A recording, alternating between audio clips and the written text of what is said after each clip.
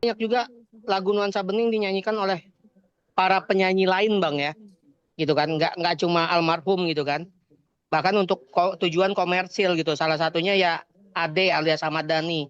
Itu dari Bang Kinan sendiri akan seperti apa bang sikapnya bang? Kan tetap itu, ya kan, makanya acuannya itu kan adalah Undang-Undang Hak Cipta. Meskipun sekarang ada proses untuk merevisi Undang-Undang Hak Cipta, tapi sepanjang Undang-Undang Hak Ciptanya itu masih belum resmi direvisi, itu kan nggak berubah aturannya gitu loh. Di pasal 9 yang sering berulang-ulang saya sampaikan bahwa harus ada izin untuk tujuan komersil. Pemakaian lagu untuk tujuan komersil itu harus ada izin dari penciptanya. Yang bilang siapa? Saya, bukan undang-undang yang bilang. Nah, jadi oleh karena itu bukan gara-gara proses hukum yang dikasasi Vidi Aldiano ini, almarhum ini, kita cabut, kita hentikan. Terus kemudian artinya itu adalah membebaskan orang-orang untuk sampaikan berulang-ulang ya sesuai dengan amanah Undang-Undang Hak Cipta yang sekarang ini masih berlaku. Meskipun ada wacana untuk sedang proses direvisi, itu kan di pasal 9-nya kan masih memberikan kewajiban ya hak ekonomi pencipta. Jadi ada ketentuan memang diwajibkan siapapun yang ingin menggunakan lagu secara komersil itu harus mendapat izin dari penciptanya. Jadi bukan berarti karena klien kita minta dihentikan proses dikasasi karena rasa empati dan kemanusiaan, artinya dia mengizinkan lagunya boleh dieksploitasi secara komersil tanpa izin. Menurut Undang-Undang Hak Cipta yang masih berlaku hari ini. Jadi itulah dia. Jadi kalau tadi pertanyaannya apakah Dani juga pakai, itu kan udah pasti ada omong-omongan ya antara Kenan dengan Dani. Termasuk ada yang mengcover di YouTube bang, itu harus izin juga bang ya? Kalau tujuannya komersil, itu aja. Yang penting tujuannya komersil apa tidak, itu aja lah. Ya, meskipun kalau memang kenapa? Tujuan komersil ini kan berarti menghasilkan cuan bang ya. Iya, Nah undang-undang bilang seperti YouTube, itu. ya YouTube pun kan menghasilkan uang bang. Apakah di Harusnya undang-undang ada seperti itu izin. bang? Harusnya izin. Saya juga produser lagu loh. Saya juga Hmm. punya akun YouTube. Anda boleh lihat itu ada Ninola Sembayang Project, itu khusus lagu-lagu daerah, lagu-lagu karo. Ada beberapa lagu ciptaan saya di situ dan juga saya merekam lagu-lagu orang, mengcover lagu-lagu orang yang sudah terkenal, lagu-lagu daerah yang dinyanyikan oleh orang yang saya minta menyanyikannya di program saya. Saya tetap minta izin kepada penyanyi, penciptanya.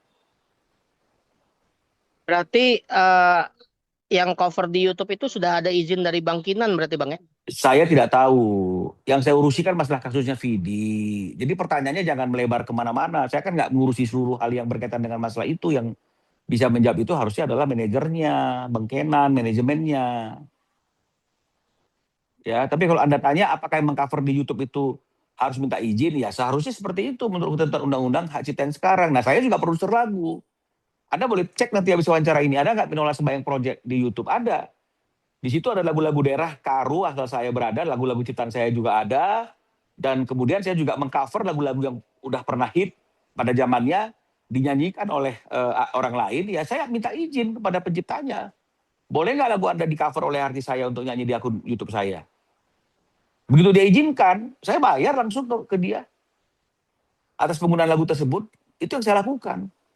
Landasannya apa dong saya lakukan hal itu kalau nggak undang-undang yang mengaturnya? Nah, jadi kalau Anda bertanya apakah selama ini yang mengcover lagu Bang Kenan di YouTube apakah sudah lapor ke Bang, itu saya tidak bisa jawab karena itu kan di luar konteks saya sebagai kuasa hukum Bang Kenan untuk mengajukan gugatan atas hak moral dan hak ekonomi yang sedang diperjuangkan oleh Bang Kenan atas penggunaan lagu tersebut begitu oleh almarhum. Jadi sekali lagi saya perlu luruskan ini bukan bukan bukan masalahnya bukan masalah personal ya, bukan masalah pribadi antara Bang Kenan dan Pak Rudi dengan almarhum. Tapi ini adalah upaya dan usaha yang sedang diperjuangkan oleh Bang Kenan dan Pak Rudi untuk mempertahankan hak-haknya, hak moral dan hak royaltinya sesuai undang-undang hak cipta yang ada saat ini. Oke, Bang, kalau bicara dari saya sih regulasi, cukup bang. itu bang. Nggak tahu kalau dari Bang, kawan-kawan lain gimana kawan-kawan? bang, bicara Bang, regulasi, kalau misalkan cover di YouTube itu biasanya untuk royaltinya, mekanikalnya sudah kepotong sendiri belum bang dari YouTube atau memang dari pihak pencipta lagunya sendiri yang harus mendaftarkan dulu bang ke pihak LMKN bang. Ini udah luar konteks nih. Ya saya nggak jawab deh ya, karena ini di luar konteks masalahnya Vidi ini. Ya, Oke, Oke, siap, Bang. Bang. Ya Bang, soal pada Bang Minol, saat ya. kasus ini ada statement nggak sih dari Pak Kinan sendiri atau Pak Rudi terkait titip pesan kah ke Bang Minola atau seperti apa gitu Bang pada saat beliau menghentikan kasasi ini Bang? Kan sudah disampaikan alasannya Bang Kenan dan Pak Rudi untuk menghentikan atau mencabut proses yang sedang berlangsung di Mahkamah Agung itu kan karena alasan kemanusiaan, empati, karena almarhum tergugat sudah meninggal dunia. Kan itu kan sudah merupakan pesannya kan yang saya sampaikan. Kan nggak mungkin saya mengambil pertimbangan sendiri menghentikan proses yang sedang berjalan itu meskipun undang-undang mengizinkannya tanpa ada amanah dari klien saya, Bang Kenan dan Pak Rudi.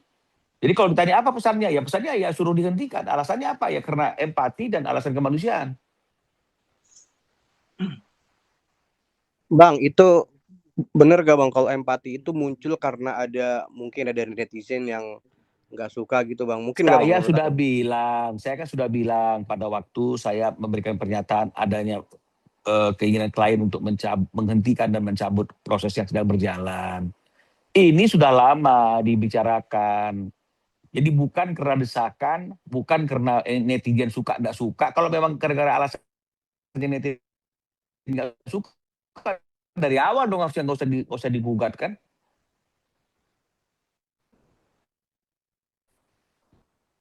Betul toh? Betul. Kalau memang dasarnya adalah ketidaksukaan netizen, gitu loh. Dan apakah karena sekarang sudah dicabut atau dihentikan proses di Mahkamah Agung, terus netizen jadi berbalik suka? Enggak juga kan?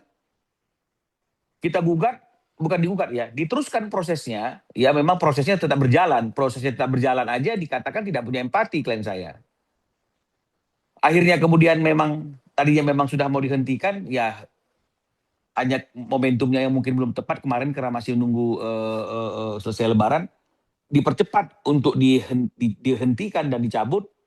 Apakah netizen berubah pandangannya? Tidak. Malah mengatakan, oh takut ya, karena sudah kalah tiga kali, takut kalah lagi di Mahkamah Agung. Nah, kan sama aja. Dicabut, nggak dicabut sama aja. Jadi apapun landasan keputusan yang kita ambil itu adalah landasannya memang murni, itu adalah niat baik dengan hati yang tulus dari klien kami untuk menghentikan karena rasa kemanusiaan dan empati karena tergugatnya sudah meninggal dunia. Meskipun secara hukum prosesnya harusnya tidak berjalan ya.